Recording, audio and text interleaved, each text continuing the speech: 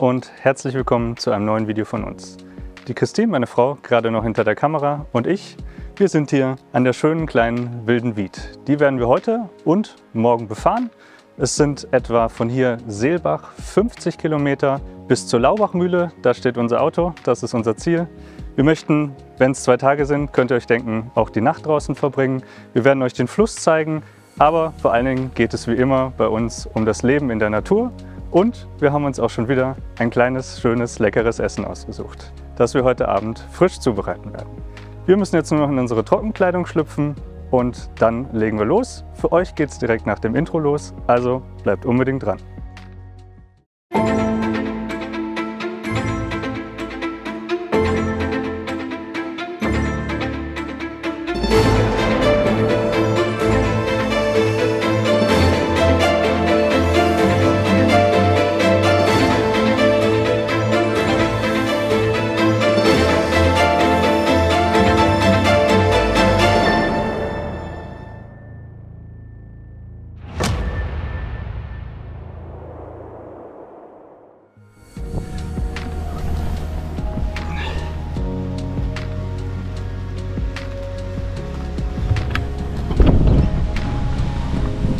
Wir sind gewassert, los geht die Fahrt. Bei Friedrichsthal ist der maßgebliche Pegel hier für die Wied. Um sie komplett oder den sinnvollen Teil komplett fahren zu können, braucht man einen Pegel von mindestens 70 bei Friedrichsthal. Wir haben jetzt sogar 91, also leichtes Hochwasser. Und da vorne kommen auch schon die ersten kleinen Stromschnellen. Bist du soweit? Ja.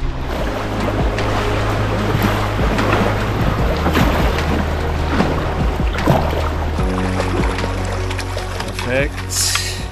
Und vorwärts.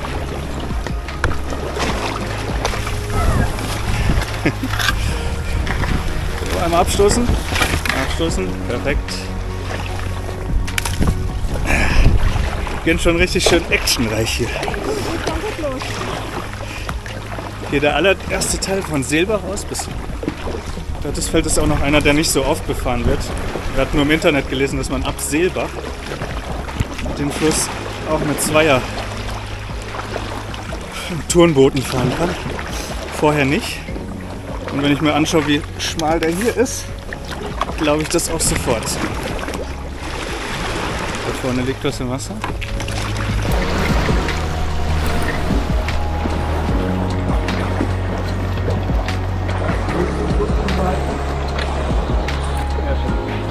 So, das ist das erste nicht überwindbare Hindernis. Da wären wir nicht durchgekommen. Hier ging es flott durch und wir sind jetzt hier in so eine kleine Stillwasserzone. Wir werden mal gucken, dass wir hier auf der Seite irgendwo umtragen.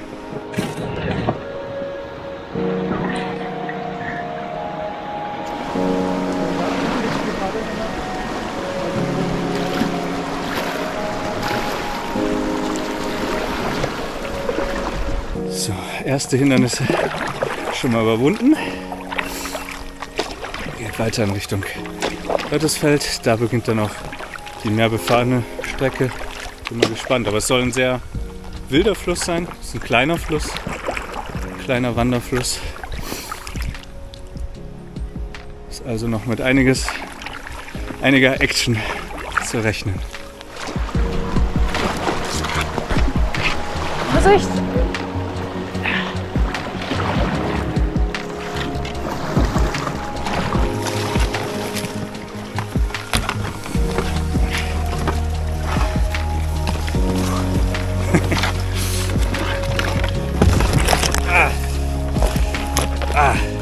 Kommt man sich ja eher vor wie auf einer unserer vielen Wanderungen, wo wir uns durchs Gebüsch schlagen dürfen. Also für ein Zweier-Kajak ist es hier schon noch eng. Das wäre mit kleinen Einzelbooten auf jeden Fall einfacher.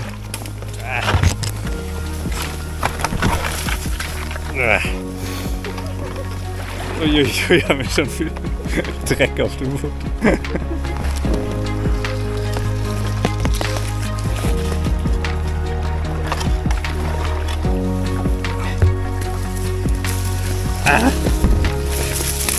Kameras noch alle da? Ja, die hinten flippen wir jetzt in die Luft. Ja, okay, komm mal du da durch. Gucken. Drahtseil, ich weiß nicht, ob man es auf der Kamera sieht. Genau, hier. Dann müssen wir aufpassen, am Ende der Weide wird nochmal eins kommen. Ne? Ja. Down.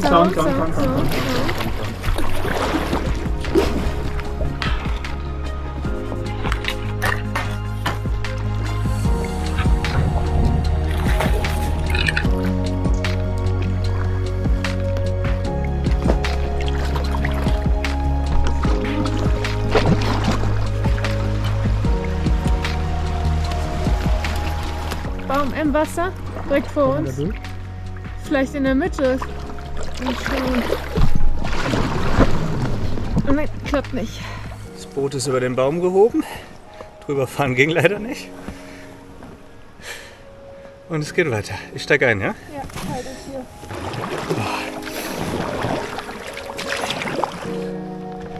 Natur pur.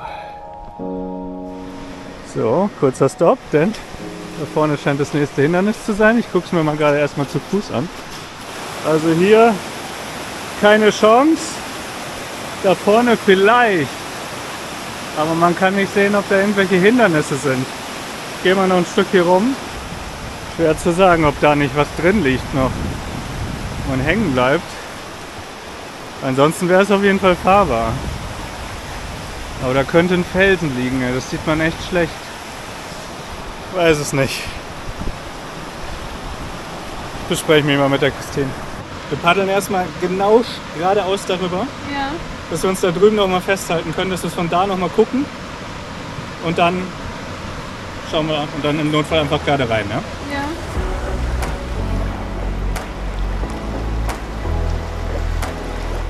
Ready? Gut, dann auf geht's.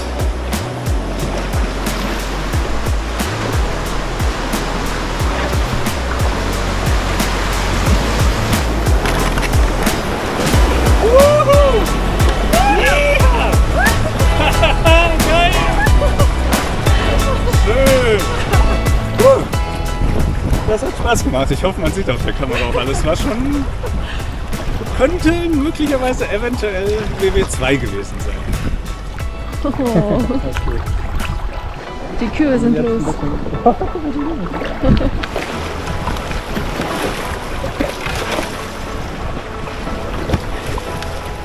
Ah, schönes Ding.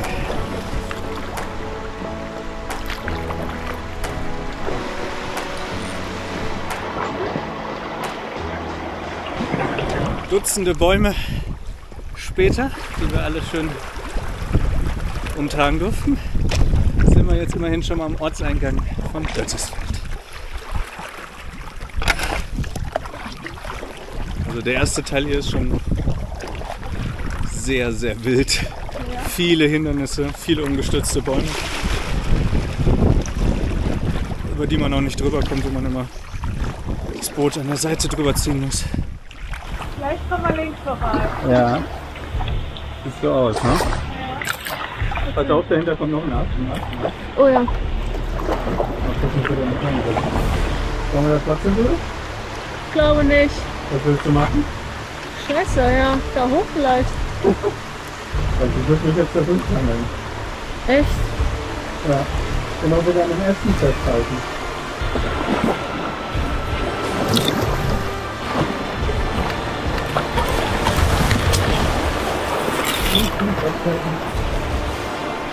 Oh, halt das abgebrochen. Ich hab uns. Nein, hast du nicht, der Blick gleich. Wir sehen uns.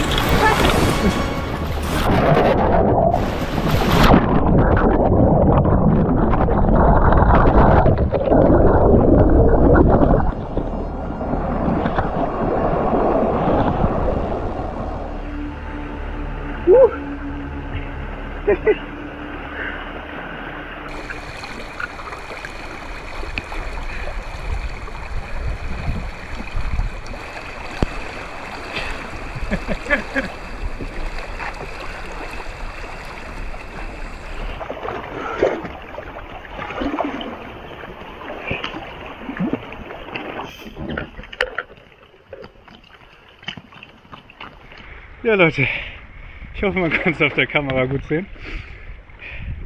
Erste Kenterung für uns mit diesem Boot hier. und dem Setup mit dem ganzen Gepäck. Wir hatten ehrlich gesagt ein bisschen Sorgen, aber die Packsäcke haben top gehalten, gar kein Problem. Christine hat eine Wasserflasche verloren und unser Wurfsack, der ist über Bord gegangen. Wir halten schon die ganze Zeit Ausschau, ob das irgendwo noch treibt. Den Wurfsack, den müsste man eigentlich sehen, der schwimmt ja. Und das ist gelb, aber die Wasserflasche ist blau und die wird nur ganz leicht an der Oberfläche schwimmen. Und die Wasserflasche ist es jetzt nicht schade, die kann man wieder ersetzen. Aber für die Natur finde ich es immer blöd. Schwimmt eh schon mehr als genug Müll hier in dem Fluss rum. Ja. Wenn man den Sack irgendwo auch nur erahnst, muss man schnell sein. Wo? Ah, da, fuck. Wie soll man da dran kommen? Ja, okay, hier halten wir ganz gut. Schaffst du es irgendwie mit dem Paddel den da rauszuschieben?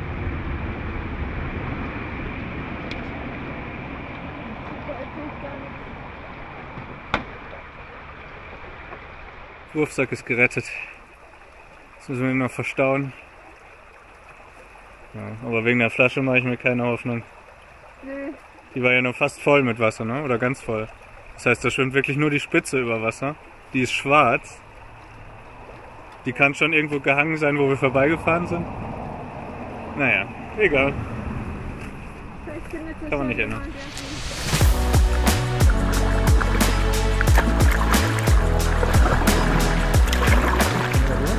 Ja.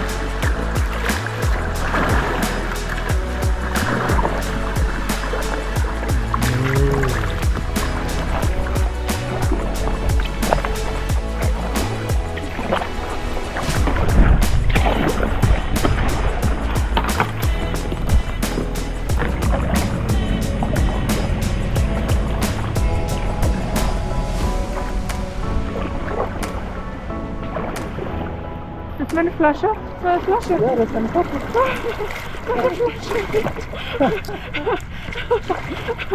Das ist ein bisschen für ein blaues Blatt. Geil. Da drüben schwimmt Christines Flasche im Wasser. Christine so, ist das meine Flasche? Das ist meine Flasche. Meine Flasche.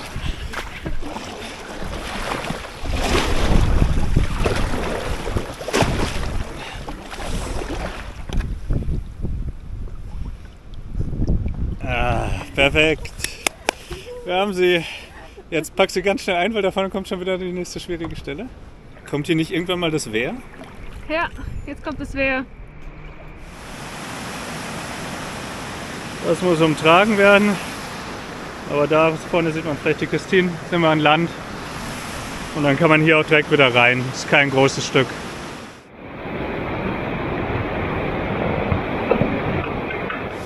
Da hinter uns das Wehr. Hier in so einem kleinen Nebenbächchen versuchen wir jetzt wieder loszufahren. Das war gerade schon ganz schön anstrengend. Das Boot mit dem vielen Gepäck wiegt gut was.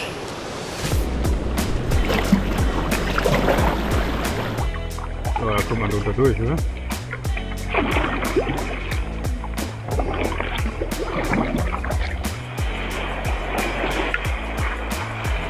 Okay.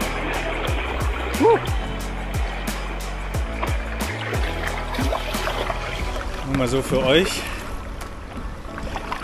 Wir hatten heute zur Mittagszeit 6 Grad.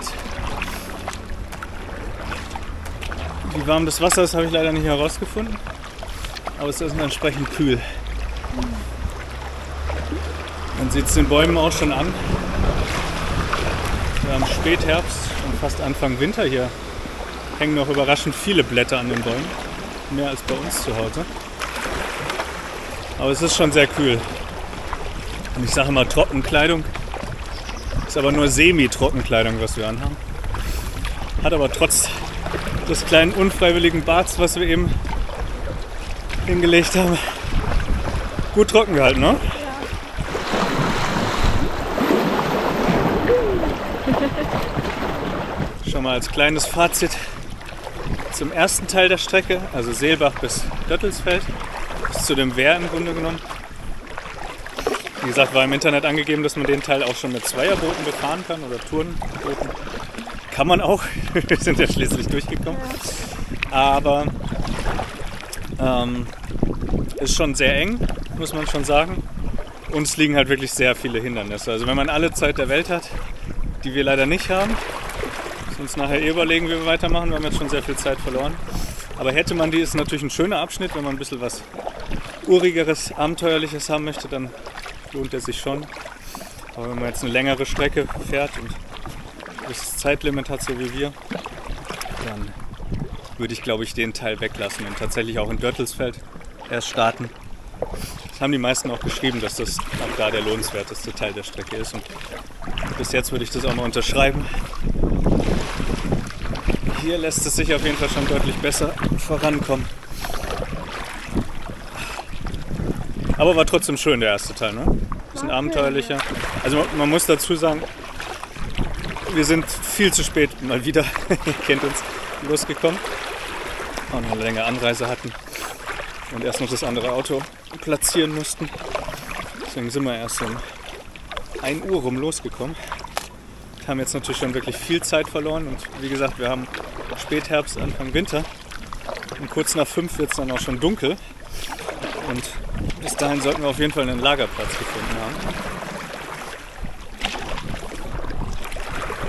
haben. Aufbauen im Dunkeln geht noch, aber ein Suchen im Dunkeln bzw. Paddeln im Dunkeln kann man vergessen. Deswegen müssen wir uns jetzt sputen. Tja. Ich weiß nicht, ob man vielleicht nach ganz rechts rumkäme. Ja. Aber musst du auch genau treffen können. Ja, stimmt. Was ist der Paddel aus?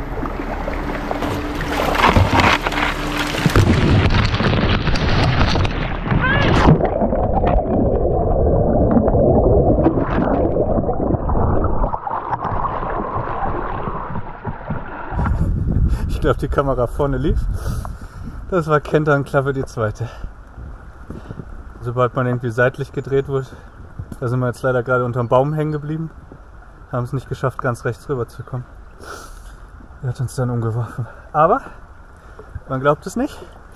Wir haben sage und schreibe gar nichts verloren. Das hat alles am Boot gehalten. Ja. Da hätte ich jetzt nicht mit gerechnet. Und die Trockenanzüge, oder Semi-Trockenjacke und Semi-Trockenhose ist das im Grunde. Fühlt sich alles noch trocken an. Ist trocken, ja. Nur kalt wird's jetzt. Knasser Kopf, ja. Sind beide gerade richtig schön untergetaucht worden. Okay.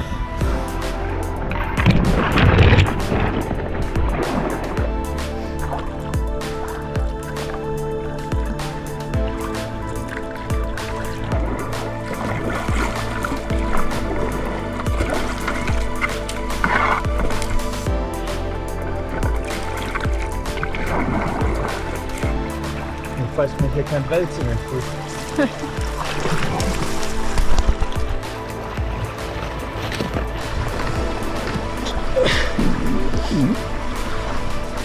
Dann stoße ich uns jetzt ab. Ja, drück du mal als erstes recht die Schaltung finden,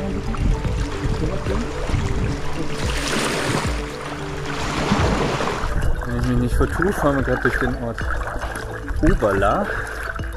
Und danach sollte dann nochmal ein Wehr kommen. Noch ein Hindernis. Möglicherweise hier linksfahrbar.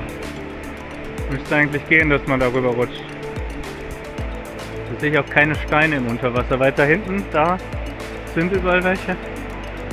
Aber hier links könnte es gehen. So nah wie möglich an den Ast, ne? Ja.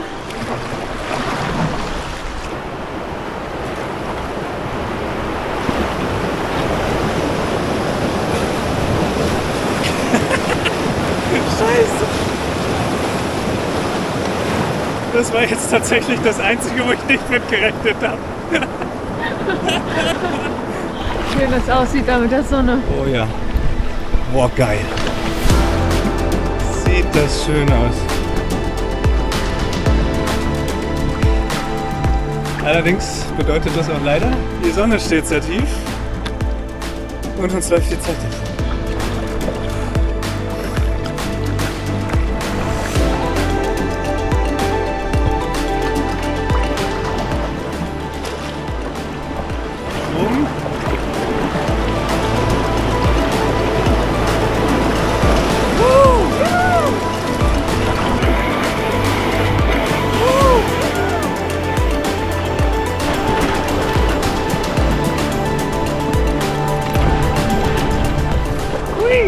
Das hat Spaß gemacht. Das hat Spaß gemacht.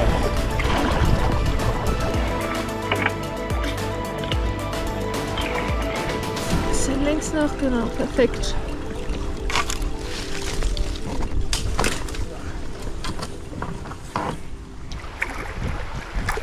Wahnsinn, wie sich das hier durch das Tal schlängelt.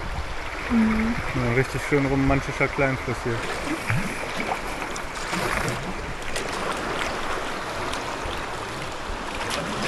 Was ist denn hier? Vorne in der Kurve, ne? Ja. Mal da rein. Soll ich gucken oder willst du? Guck mal. Du hältst uns? Ja. Das wird ja unser Platz für die Nacht. Mangels Alternativen vorwärts weiter paddeln und es dann dunkel wird und dann kommt nichts. Das Risiko wollen wir nicht eingehen. Und hier sind auf jeden Fall viele ebene Flächen. Können wir gut nächtigen, das wird schon passen.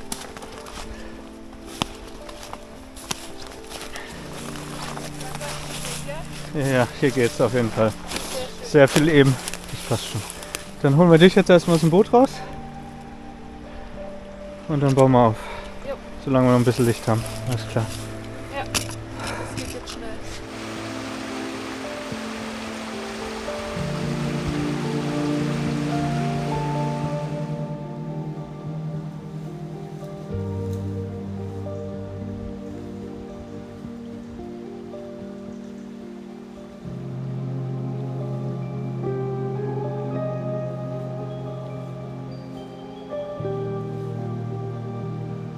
Sehen tut man hier nichts mehr. Ich gehe mal näher ran. Ich will euch wenigstens ein bisschen zeigen. So. Ganz einfaches Dach. 2 Ästen. Da unten liegen wir dann. Jetzt wird noch das Bett fertig aufgebaut. Wir ziehen uns um. Und dann Wird gekocht. gekocht. Jawohl. Wir haben jetzt 10 nach 6. Es ist stockefinster. Das ging ganz schön schnell. Ja, wir gucken jetzt gerade schon in eine intensiv blendende Lampe, um euch noch mal kurz unsere Gesichter zu zeigen. Ich denke mal, außer vielleicht noch beim Gute-Nacht-Wunsch, wird das erstmal das letzte Mal sein, denn wir kochen jetzt unser Essen und das wollen wir euch natürlich auch zeigen. Da vorne steht der Spirituskocher, auf dem werden wir gleich das Essen zubereiten. Drunter schön feuerfeste Matte, Safety First. Und heute gibt es Gnocchis mit Tomatensoße und Büffelmozzarella. total einfaches Gericht, aber mega lecker. Essen wir auch zu Hause regelmäßig. Yep. Lohnt sich nachzumachen.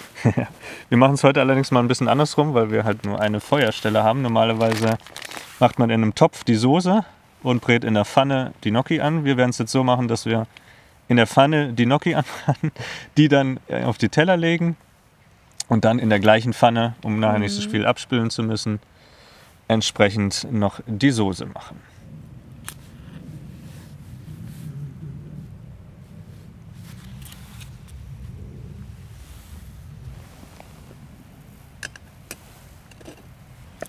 Schön viel Olivenöl mit drin. Geschmack. Für die Soße gleich. Knoblauch ist schon geschnitten. Zwiebeln werden gerade geschnitten. Gnocchi braten da schön vor sich her. Gnocchi sind fertig gebraten. Das ist Natur. Da isst man auch, was auf den Boden fällt.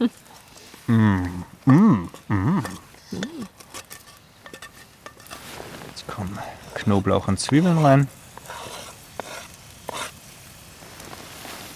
Und kurz andünsten. Wenn man draußen ist in der Wildnis, muss man es einfach ausnutzen. Ja, man kann mit dem Knoblauch ja niemanden belästigen. Also auch nicht damit geizen. Nutzt es aus. Nehmen wir schön viel Knoblauch rein. Übrigens kleiner Tipp, wenn man so eine zentrale Hitze hat, wie jetzt zum Beispiel der Spirituskocher, so wie die Christine es gerade gemacht hat, die Mitte freilassen, weil da brennen die Sachen natürlich sehr schnell an durch die hohe Hitze der Flamme. Zwiebeln und Knoblauch sind angedünstet. Nun kommt eine schöne große Dose ganze geschälte Tomaten rein. Soll nachher richtig schön stückig werden. Und bei der Portionsmenge für 2 Personen, wie wir es gerade machen, 2 Teelöffel Oregano. Wenn man keinen Teelöffel hatte, dann schüttet man einfach nach Belieben. Ungefähr 10 Minuten auf den Kocher, schätze ich mal 15 Minuten dauert es jetzt. Muss das alles ein bisschen einkochen. Ja. Oh, Leute. Das ist mindestens das 3. Video, in dem ich das sage, aber Geruchs-YouTube. Gut dosiert. Schlechte Gerüche filtert man raus und gute Gerüche übermittelt man euch.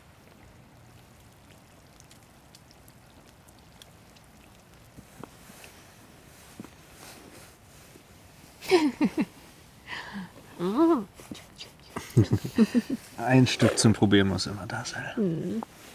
Vielleicht schmeckt der anders als sonst. Schmeckt genauso geil wie immer. Und so ein normaler Mozzarella ist die Konsistenz ja mehr oder weniger durchgängig gleich. Der Büffelmozzarella ist in der Mitte eben entsprechend weicher als die äußere Hülle. Und vom Geschmack her würde ich immer behaupten, einfach noch mal ein bisschen intensiver. Das muss ich erstmal überprüfen.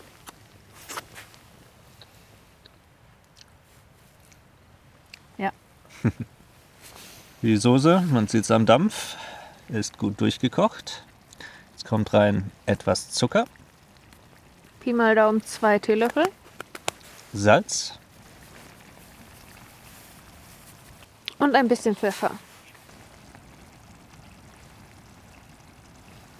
Das lassen wir jetzt noch so ungefähr 2 Minuten einwirken.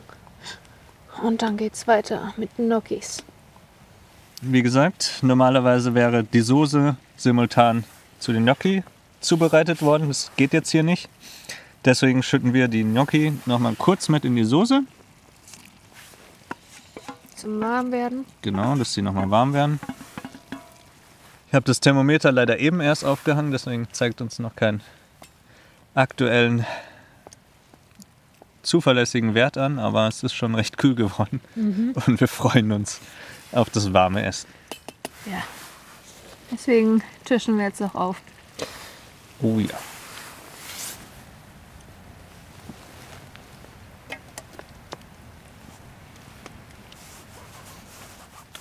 Tomatensoßen gilt, je länger sie köcheln, desto besser werden sie. Das stimmt. Büffelmozzarella obendrauf.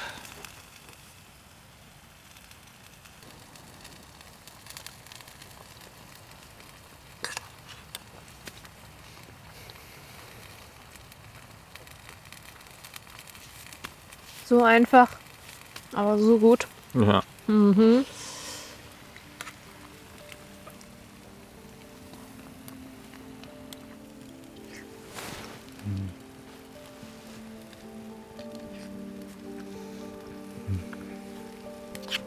Genau das Richtige. Wenn es kalt wird, braucht man warmes, deftiges Essen.